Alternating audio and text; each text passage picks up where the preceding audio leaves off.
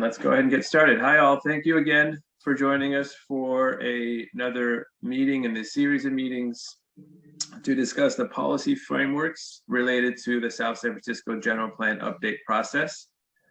Tonight's meeting, as you can see on the screen, is focused on east of 101. So our first sub-area meeting in this series to focus in on all things related to this particular sub-area. And before we get started with the conversation, as we typically do, we're going to go to the next slide, and I'm going to ask Jasmine to read this slide before we open up our Spanish interpretation room. So, Jasmine. Si alguien quisiera interpretación en español, por favor, vaya a la sección donde dice More, va a ver un globo, un símbolo de un globo. Por favor, haga clic en el símbolo del globo para interpretación en español en simultáneo. Gracias. Y puede escoger su lenguaje preferido, que sería el español. Thank you, Jasmine. So with that, we now have our live interpretation in Spanish up for those that would like to use that service. So on to the next slide, please. Thank you. So just in terms of a quick agenda for today's meeting, we're going to provide you a brief overview, just a quick snapshot of where we've been in the process, where we're headed, a quick overview of the policy framework related to this particular sub-area east of 101. And then throughout the meeting, for those that are new to these meetings, we're going to be doing some live polls just to gauge your understanding, interest, demographics, just so we could make that a little more interactive. And then depending on the number of folks that join us, either we'll break out into small groups or we might stay here all together and be led through a facilitated discussion. Again, most importantly, to gain your input on this process, and then we'll do a quick report out and follow through with next steps and get you all back to work or wherever you're going at 1 o'clock. So these meetings are building off of all of the great input that we received from you all.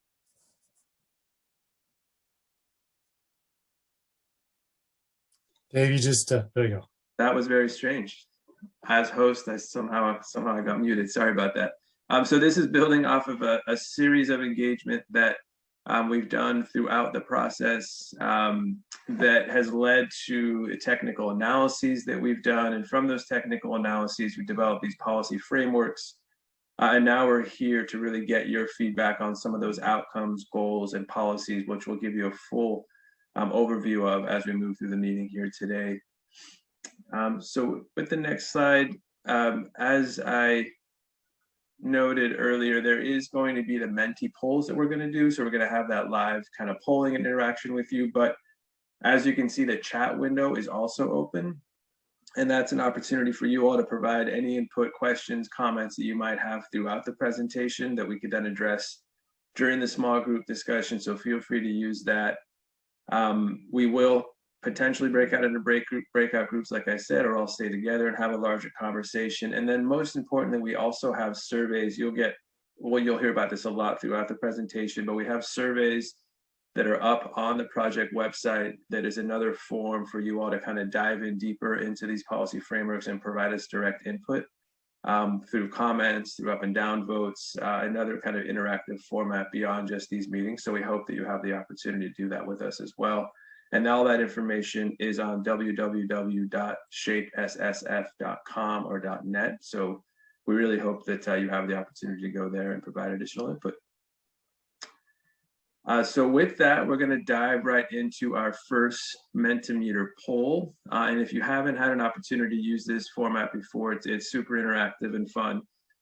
So what you do is either on your mobile phone or on your computer, if you go to www.menti.com,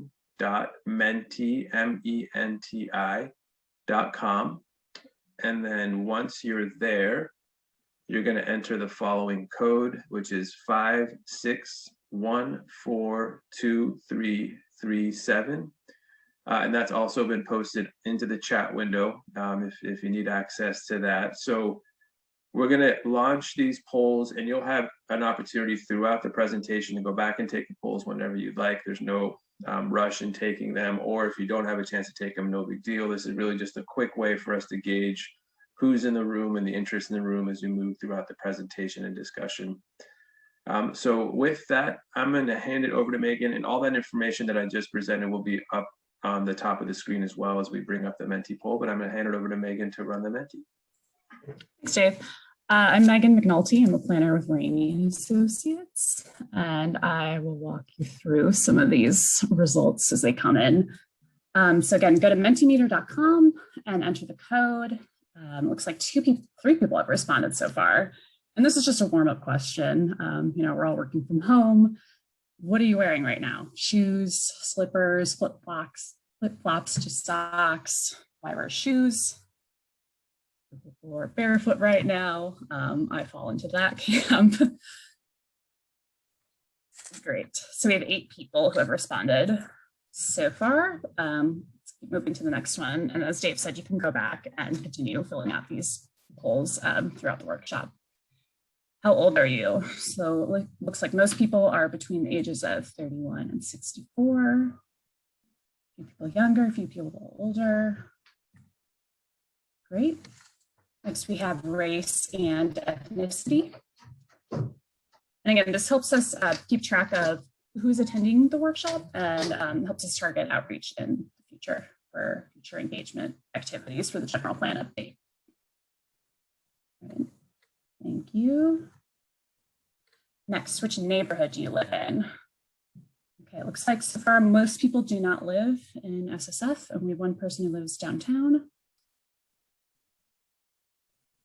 Oh, another downtown and Westboro. And which neighborhood do you work in? A lot of East 101 downtown, and a few people who don't work in SSF. And I believe this is the last question in this section. We're curious if you've attended a Shape SSF event so far. Everybody said yes so far. That's great. I think seen some of you at these policy workshops that have been going on. So we're glad to see active attendance. Okay, that's it for now. I'm going to turn it over to Eric, who will do the presentation, and we'll be using Mentimeter later on in this presentation. Thanks, everyone.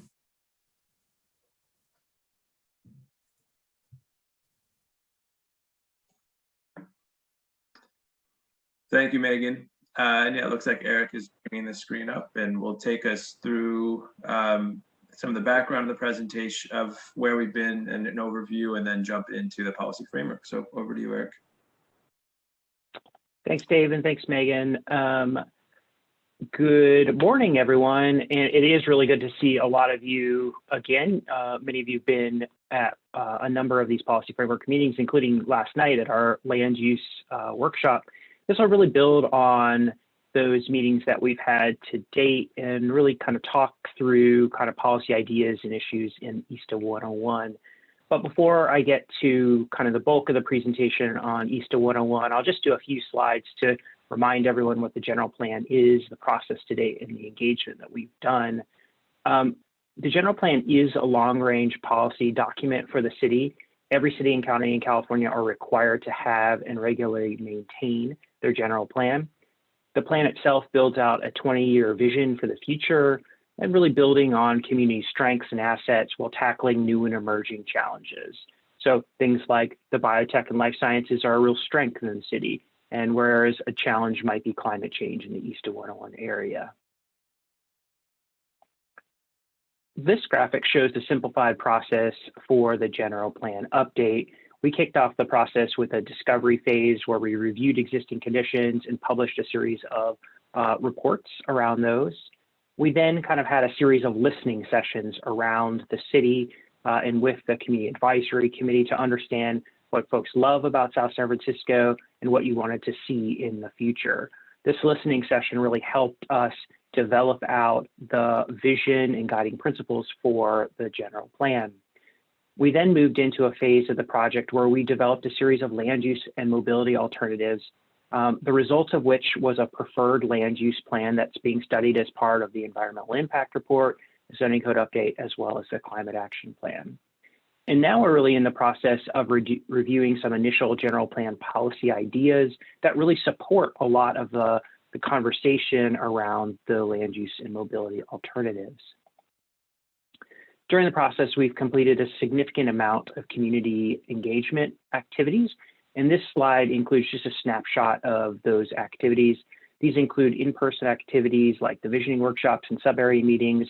And then during the COVID-19 pandemic, we really pivoted to virtual engagement, and these included those virtual alternatives workshops, online surveys, and more.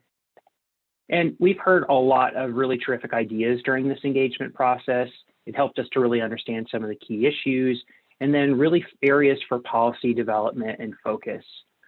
This diagram illustrates just a few of those policy and programmatic ideas that were raised during the land use and mobility alternatives phase of the process. Now, what we've done is try to take all these ideas that we heard from you and integrate them into the policy frameworks that we're reviewing with you. And now these conversations, as Dave mentioned, are sort of an interim step in developing the chapters, or what we call the elements of the general plan. And during the series of meetings, we're going to be presenting draft policy frameworks. And these are something like 8 to 10 page documents that really are a step in the process of building those general plan chapters. And these are intended to give you a sense of the direction that we're heading, making sure we're hearing all the big ideas that you have, so that when we come back with a public release of the general plan, you've had a lot of opportunity to weigh in on the different components of the general plan itself. As I mentioned earlier, an initial step in the general plan process was to really draft a community vision and set of guiding principles. And as you start to think about the policy framework today for East of 101, you should really consider whether or not it works towards the vision and guiding principles as we've articulated. So the community vision really provides that umbrella for the general plan. It articulates where we want to be in 2040. So South San Francisco is a place where everyone can thrive. It's high quality of life, diverse and inclusive community, livable neighborhoods and excellent services, culture of innovation, and environmental leadership ensure all people have an equitable opportunity to reach their full potential.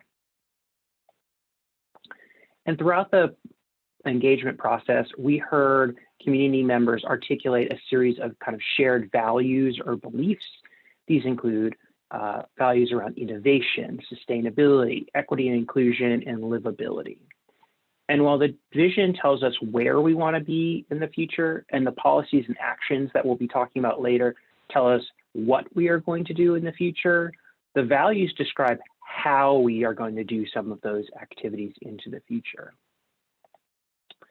And finally, the guiding principles really define the key outcomes as defined by the community.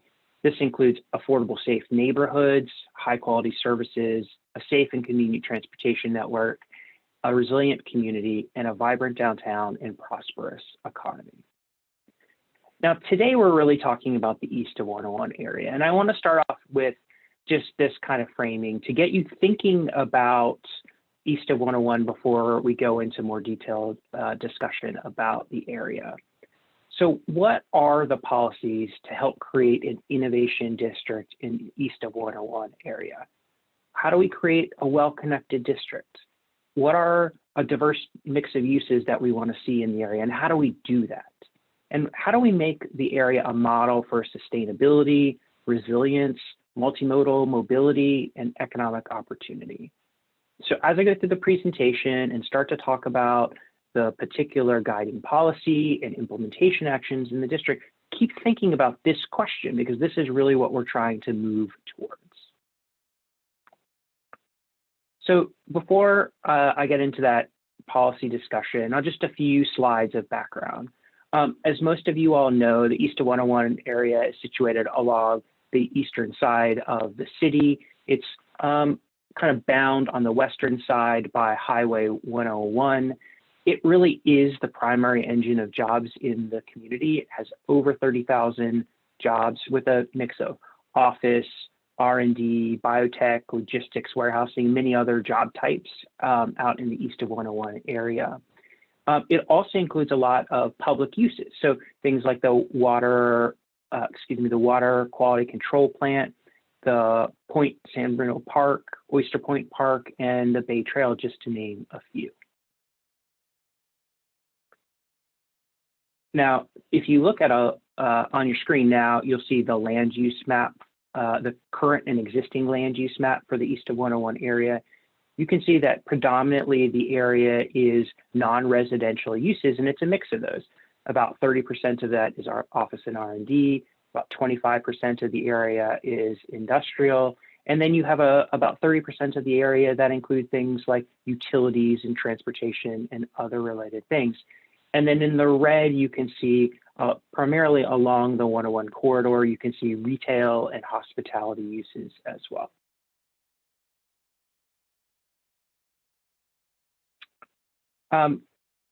We did a lot of that technical analysis back in 2019 and early 2020 to kind of get a kind of a baseline of information for our understanding. And then we really went through a process to understand the conditions within each sub-area through a series of sub-area meetings where we heard about issues and opportunities in each of those districts. We took all of that information and then came back in the summer of last year and just did a series of virtual workshops on land use alternatives. And we did about 10 of those around the city. And the end result of that was a preferred land use map that we presented out to City Council in the fall of 2020. To get to that map, we got a lot of really great feedback from members of the community. We heard a lot about wanting to create a residential mixed-use district near the Caltrain station and along the East of 101 corridor. There was a real focus on developing housing in that area with an opportunity for people of all income levels to buy into the district. But if there was housing in the area, really to make sure that there were the appropriate services and amenities to support that kind of development into the future. We also heard a lot about encouraging and really supporting that mix of life sciences and biotech uses. Members of the community were really excited about the idea of South San Francisco preserving some industrial space to kind of maintain the heritage of the city. And we did hear a lot about if we're going to do development in the East of 101 area, the area is at risk to future sea level rise. So we need to start thinking and talking about what are the right solutions that we might implement in the district. And with that, we heard a lot about wanting to make sure that the city is in future development and property owners are good stewards of the Bay and Como Creek. So really thinking about how we can encourage urban ecology in the area. This is the vision statement that we came up with through that process of community engagement.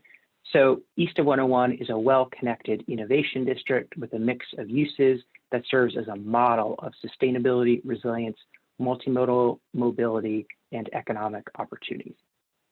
And so we put a little definition at the bottom of the screen about what an innovation district is, but really it's this idea of kind of leading edge companies kind of coming together into a kind of more compact, transit-oriented district where we start thinking about the infrastructure, so high-tech infrastructure, but also multimodal infrastructure to really support residents and employees within the district.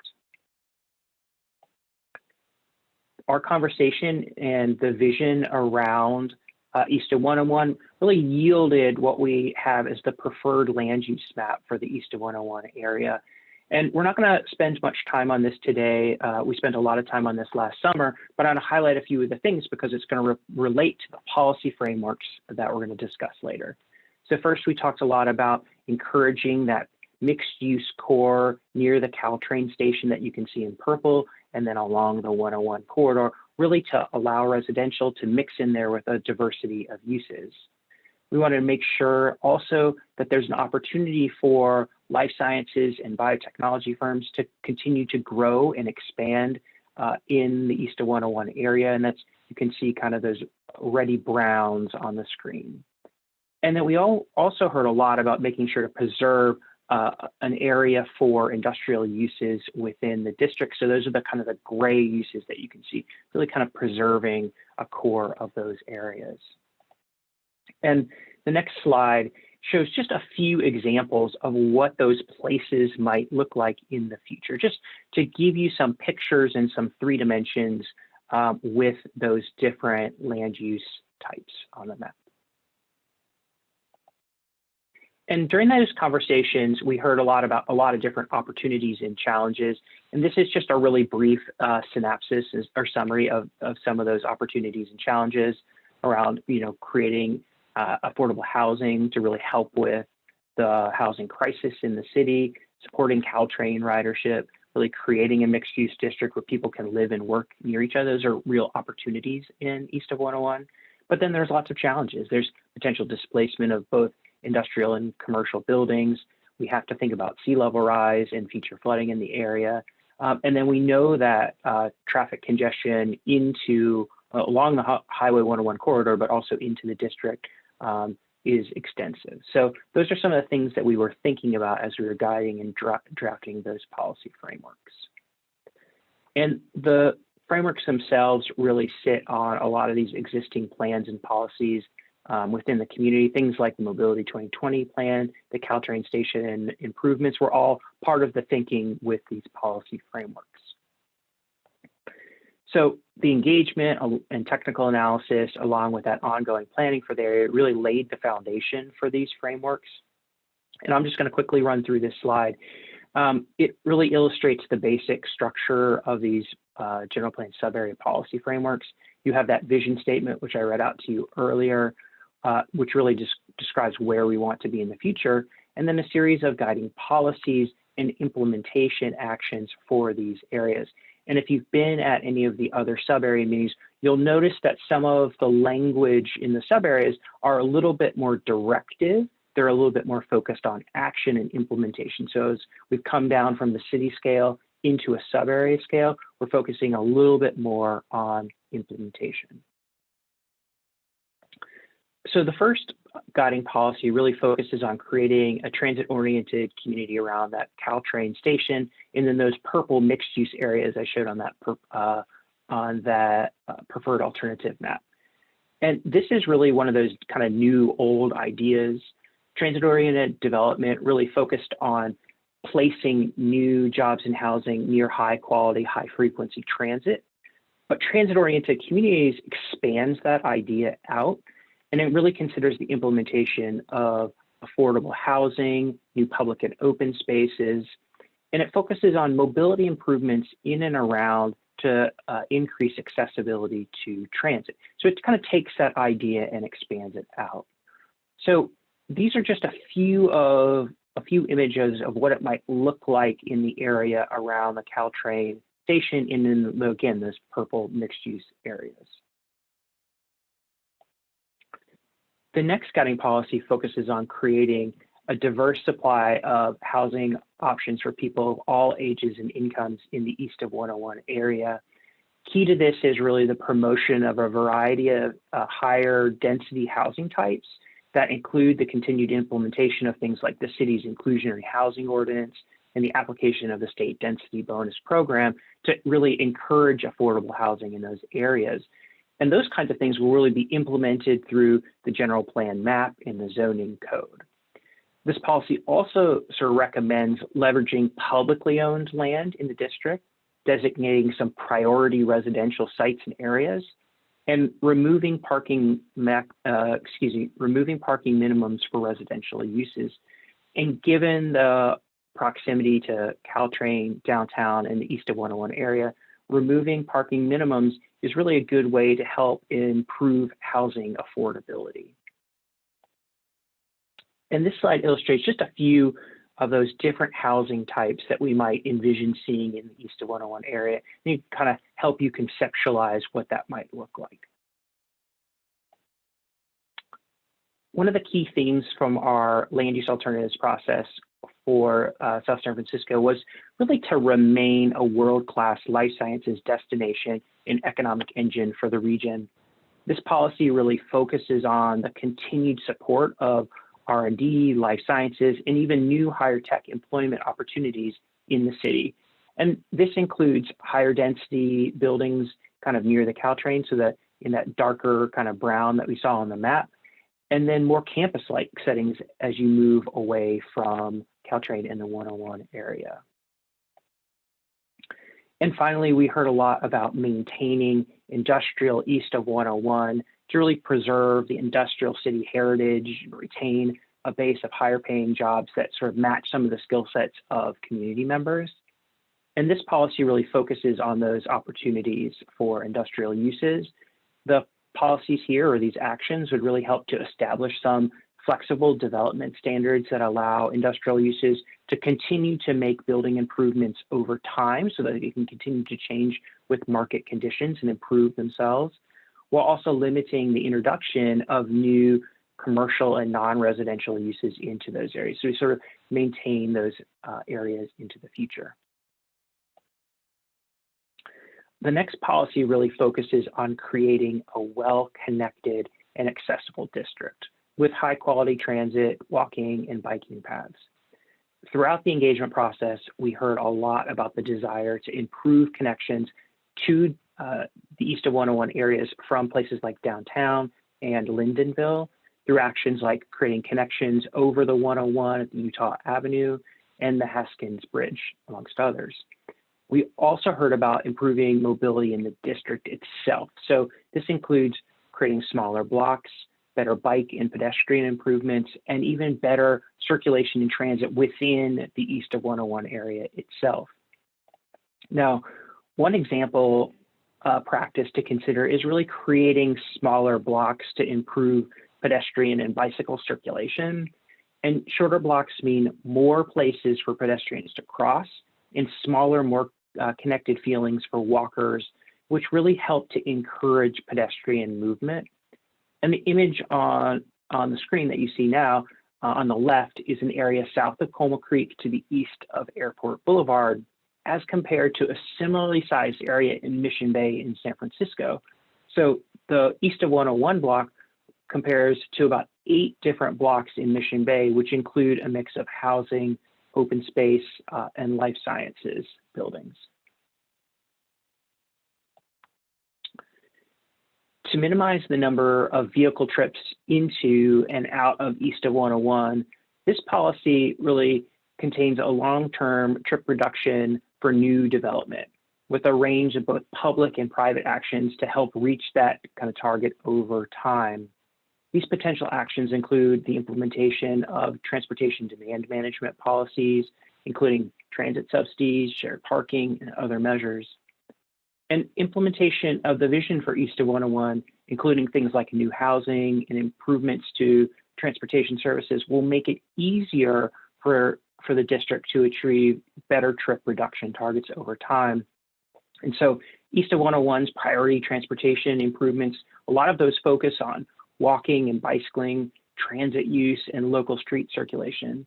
However, accommodating the growth of East of 101 will also require regional transportation programs, so working with Caltrain, Samtrans, and even a local transportation management authority to really help meet the needs of employees and workers in the district. And one of these kind of emerging practices is transportation demand management. And for those who aren't policy nerds like some of us, transportation demand management is really a set of strategies to provide incentives for travelers to make the most efficient use of the transportation system. And this is really done by trying to shift travel by mode and by time of day to take advantage of different capacity and reduce congestion. TDM strategies, or transportation demand management strategies, may include things like subsidizing non-automobile travel. So it might be transit pass programs, for example. Could be providing new transportation options like scooter shares and personal rapid transportation. And then also incentivizing alternative travel behavior. So really helping people move from driving into carpooling, shared vehicles, or transit. And these strategies should really be implemented together to reduce traffic congestion and create a kind of a complete set of mobility options in the district. During the land use alternatives process, we heard a lot of discussion around stewarding the bay and Colma Creek. And this guiding policy really starts to lay out a vision for a series of development standards for new construction to really support the health of our natural resources in the city. And there are a number of emerging practices here that can really help improve ecological performance. These include things like bird-safe design standards, native and high-value wildlife planting, and on-site stormwater management, to name just a few.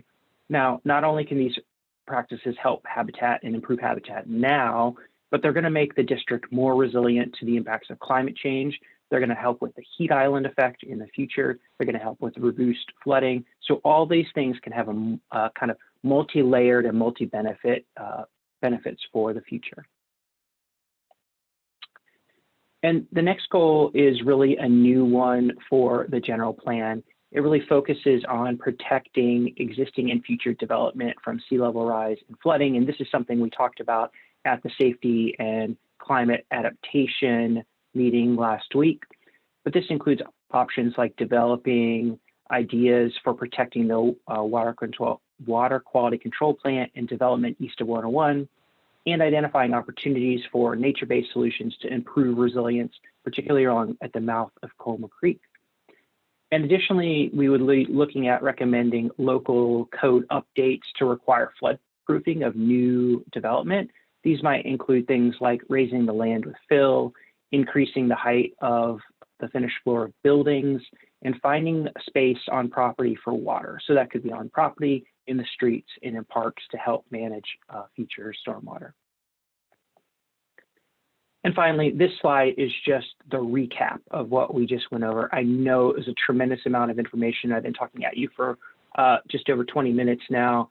But really, this kind of summarizes each of those kind of guiding policies for the East of 101 area. And we're going to have an opportunity to talk about these more specifically in our breakout groups. So these included first, kind of that transit-oriented community around the Caltrain station in that purple area along the 101 corridor, really creating a diversity of housing within the district, really making sure that to maintain the area as a cluster of life sciences and other emerging technology businesses, while also preserving industrial uses into the future. And as we think about creating an innovation district, making sure the district is well connected to outside the area, but also internally, and making sure we're trying to really minimize the vehicle trips into the district in the future, while stewarding the bay and Colma Creek, and also making sure that over time, we're protecting the East of 101 area from the impacts of future flooding and sea level rise. So thanks for listening, and we look forward to the conversation. And I'm going to hand it over to Megan to walk through another series of Mentimeter questions. Thanks, Eric. I'm going to share my screen. So again, to reach Menti, scan the QR code, or you can log in on your phone or your computer. I'm going to share my window. We just have a couple questions following up on the presentation that Eric just gave. So this one, how did you get to work prior to the COVID-19 pandemic? Drive alone, walk, train. And this is important because obviously the COVID-19 pandemic has change the way we work, the way we travel, the way we do all sorts of things. So for us in the general plan update, it's kind of an interesting question to think about. You know, this is a 20-year plan or so to think about the COVID-19 pandemic and how it might impact things and how we plan for the city in the future. After the pandemic, how many days a week do you tend to be in the office? So some workplaces are moving to like a flexible pattern. Some people anticipate they might not be going back into the office at all. So it looks like several people are saying 0 days, 1 to 2 days, 3 days. Nobody's said 4 to 5 days yet. So it's pretty interesting. What factor would most incentivize you to change your mode of travel? It looks like most people have said more frequent transit service, new transit modes, better bicycle infrastructure.